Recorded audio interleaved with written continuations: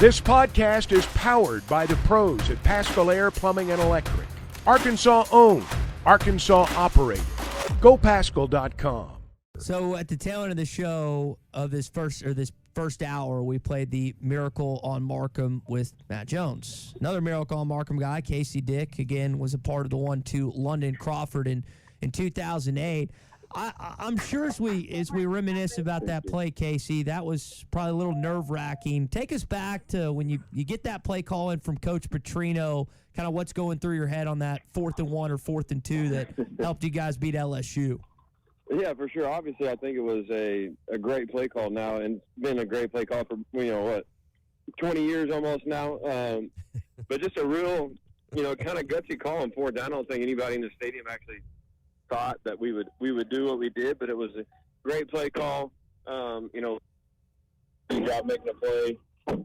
London did a great job making a play on a ball in the corner of the end zone, and obviously it's one of the bigger plays that people still talk about today for Razorback football for sure. And a similar play called a couple years later with the late Ryan Mallett finding Joe Adams against LSU, funny enough. It was very similar. So you had a chance to have Taylen Green on your campus. What can you tell us about the quarterback that's taking over? You guys have some similarities. First year under Petrino for both you in 2008, him this year, both Texas guys. What'd you learn about him this weekend, Casey? One is he's a very, very personable kid. Obviously didn't have to do what he did. Came to our campus and gave our guys kind of some wisdom and talked to them, on an individual basis as well. But obviously got a really live arm. His physical presence is better and bigger than what I believe a lot of people give him credit for. He's close to 6'7", if not all of it. Just really, really long and lean and really well put together. And obviously has a lot of athletic ability back there to move around, create plays. And defenses are going to have to be able to account for him in the run game. And when defenses have to account for him in the run game because of his ability that he has, it forces everybody to play just a little bit differently. I think the future is awesome for him. As I told him, I said, the amount of responsibility, preparation, and everything that you're going to have compared to where you've been, he already knows because he's been there for 6 months now is just going to be drastically, a lot higher.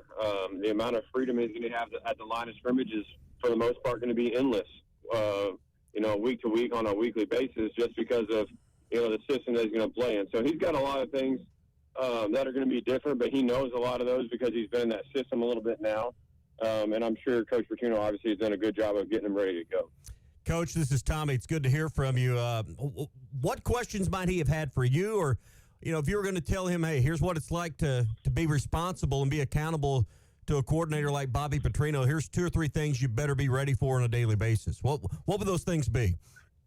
Number one is just preparation, and some people say, well, everybody's got to be prepared. And I'm just telling you that the amount of preparation that you have to go play for Coach Petrino it's crazy. Some of the same stuff that he did when I played and the preparation that he had, and like there's still weekly binders that he'll get that are, 4 or 5 inches thick, full of information of scout looks and, line of scrimmage adjustments and all those things, are going to be endless. And it's going to take a lot of time and a lot of preparation, which he knows, as I've kind of alluded to because he's been there.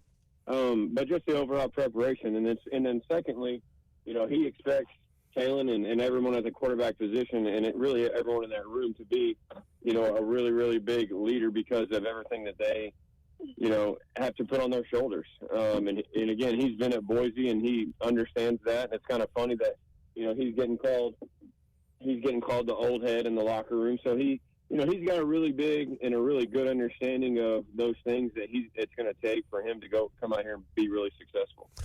What's 1 or 2 things you learned as a player under Coach Petrino you've taken to your coaching game now at Fayetteville High School and other stops you've been? What are some things that you've carried forward that you do with your team? I think number one, just the amount of football knowledge that I learned from him in, the 8 months or 10 months, whatever it was that we had Coach Petrino was just overwhelming because, he's got a bunch of knowledge in his head that he's able to relay to you and just, I would say just overall defensive structure as a whole. I tell people a lot of times when I talk to them. I don't know that I've ever been with another person that I feel like is in the pocket of a defensive coordinator better than Bobby Petrino's been in. I think that, and I just think, the amount of preparation. He believes in your preparation being through the roof every single day. That's just kind of an expectation standpoint for him. I would certainly say those two things, just from the preparation, and obviously just the amount of football knowledge or IQ or things that I learned while I was underneath him. We're talking with Coach Casey Dick, head coach, Fayetteville High School, former Arkansas quarterback. Hadn't asked you about your team yet, Casey. You guys have a scrimmage upcoming with the Greenwood Bulldogs, one of the better teams in the state. I know there's going to be a lot of people paying attention to that. You guys lose, again, Drake Lindsay in last year's squad. What can you tell us about your squad heading into this fall? Yeah, I think, number one, we're excited about our squad. When you look at them, there's a lot of guys that had a lot of experience last year, and at some other places as well that I think will be, key contributors on our football team. When you really step back and look at it, I really like our linebacker group. I think potentially there's going to be 10 or 11 linebackers that we could see that, 10 or 11 different linebackers that would play for us on the field at Friday night. So that's exciting.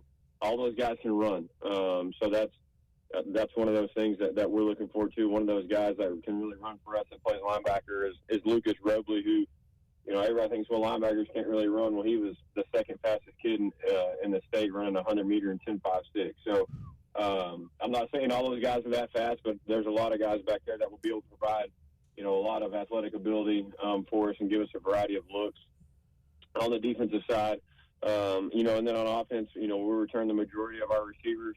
Obviously, we're going to lose Mason Spencer, who was a 1,000-yard receiver, but excited about Katavian Taylor. A lot of people saw his ability in the state championship game against Bentonville. He was just a sophomore last year. He'll be a junior this year, but he's really taking the next step for us right now, and really, really done a nice job. Had a really productive spring and got a couple offers in the spring as well. Former Arkansas defensive coordinator Barry Odom, now at UNLV as the head coach. His son is your quarterback. Tell us how that all came about, and that's something unique that I think maybe a lot of people haven't, that aren't fans of Fayetteville or don't live in Fayetteville, maybe haven't plugged into yet. Tell us the backstory on that. Yeah, just kind of a real whirlwind. Obviously, he had been here in Northwest Arkansas for years past. Played at Shiloh. Was at Shiloh. Yeah, it was at Shiloh. And then Dad was out at UNLV, and him and the rest of his family decided it was going to be right for them to move back for Garrett for his senior year. And they still had the same house that they had when he was the coordinator here, so it was a pretty seamless and easy transition for him. And he's done an unbelievable job of just being a great leader. I mean, a great leader. Earned the respect of everybody in our locker room since the day that he's walked in. Does everything right that we ask him to do. Plays with tremendous effort, runs with tremendous effort. In our workouts, he's a guy that's pushing everybody, on the offensive side of the ball. So our kids have really, really bought into him, his ability, and really his leadership style as well. Casey, you were talking about speed with your linebackers. We saw a former Fayetteville Bulldog speed on display last season when Isaiah took that punt return back to the house. It seems like he's in position where he can make some noise under Bobby Petrino. What do you expect of him this upcoming year?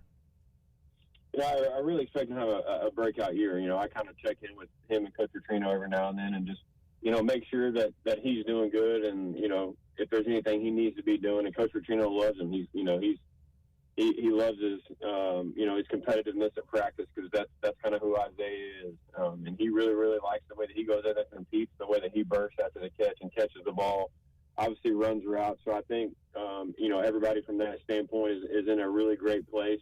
I think one thing you'll see different this year is, he'll play a bunch of different areas, not just line up in the slot.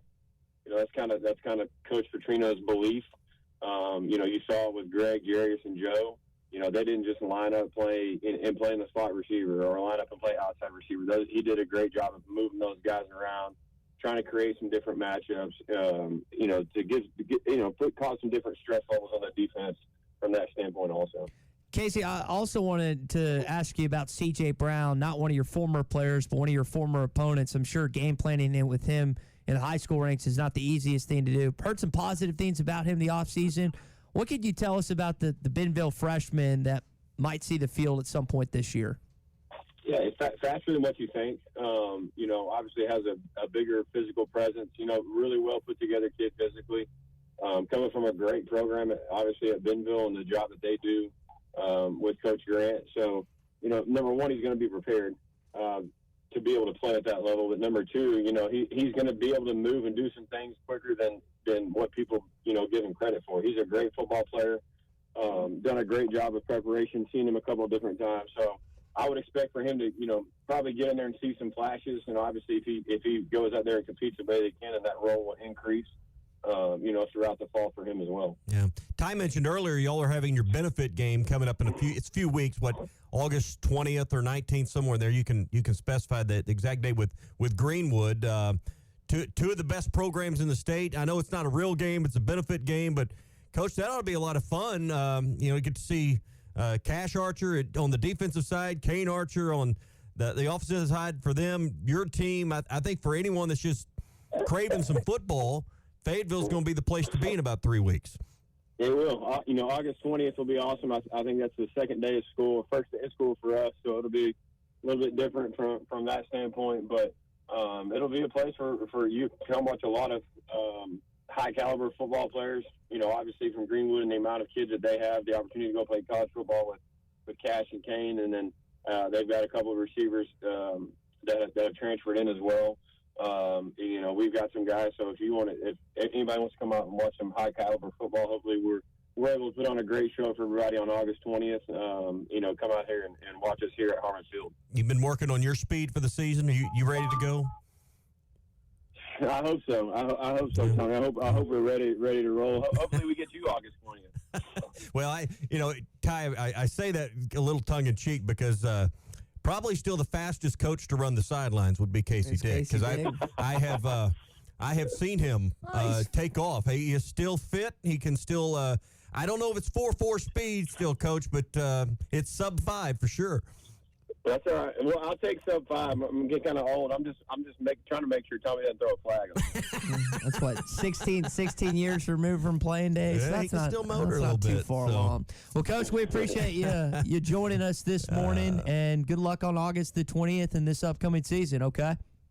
I appreciate it, guys. Thanks for having me. All right, Casey. Hope to see you soon. BetOnline is your #1 source for all your betting needs. Get the latest odds, lines, and matchup reports for baseball, boxing, golf, and more. BetOnline continues to be the fastest and easiest way to place your wagers, including live betting and your favorite casino and card games available to play right from your phone. Head to the website or use your mobile device to sign up today and get in on the action. Remember to use our promo code BELIEVE, that's BLEAV, for your 50% welcome bonus on your first deposit. Bet online, where the game starts.